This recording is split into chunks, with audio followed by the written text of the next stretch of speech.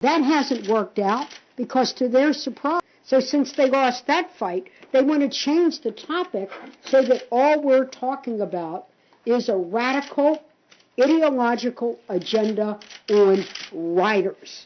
So you all want to ask questions about what is fungible, what does Planned Parenthood do, is it 90% on preventive care, and so on. They're changing the subject. Let's get back to what we're talking about, how to avoid a shutdown. The debate began on the budget. Let's keep the focus on the budget. Let's reduce spending. Let's vote this afternoon. We can achieve a number. For all of their radical ideological riders, we can vote on that later on tomorrow. We can vote on it on Sunday. We can vote on Monday. I'm ready. But don't put it in with small business loans. Don't put it in with Pell Grants. Don't put it in with cancer research. Don't put it in at all. But don't let them change the subject. And don't, media, you be sucker punched into following that line of debate. We're ready to punch back. Senator Boxer and Feinstein, at the risk of playing devil's advocate here. Oh, that's shocking. Would you be willing to close Yosemite to save funding for Planned Parenthood? That's the way they're framing this. Oh, but it isn't just Yosemite.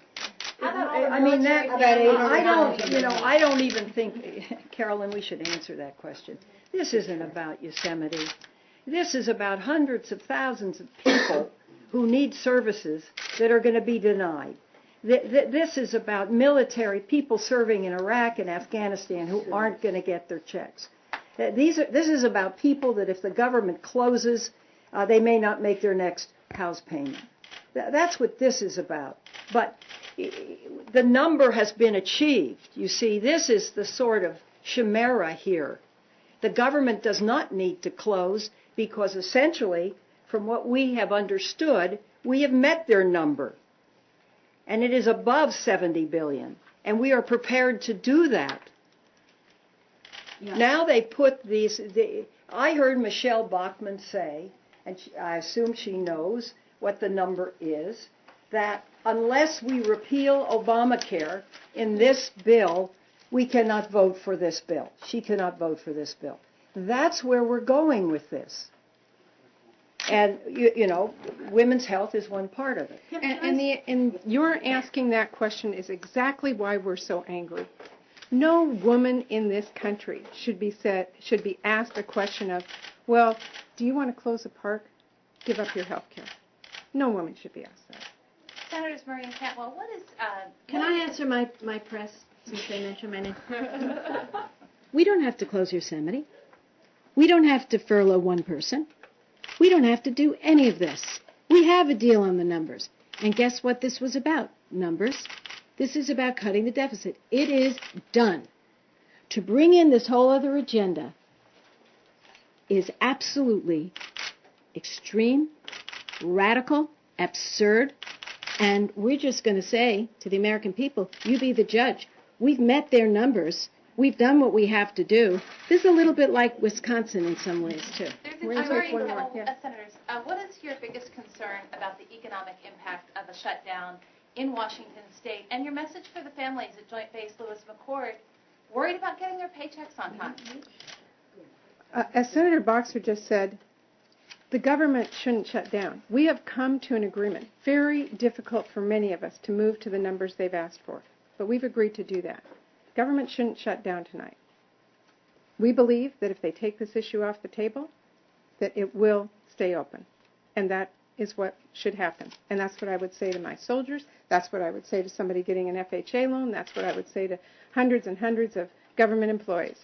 We're here. We're ready to keep the government open. We've made considerable concession, but we've drawn a line in the sand when that line has come down to women's health care in this country far into the future.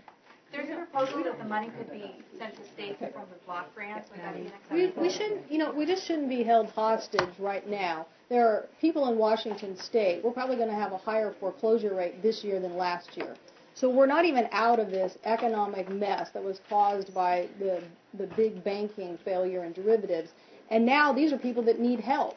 and we're going to shut down government because, as Mike Pence said yesterday, that he's saying the Senate would shut down government because unless we continue to fund the largest abortion provider in America. That's his view. That's not about fiscal policy. That's not about reaching a number.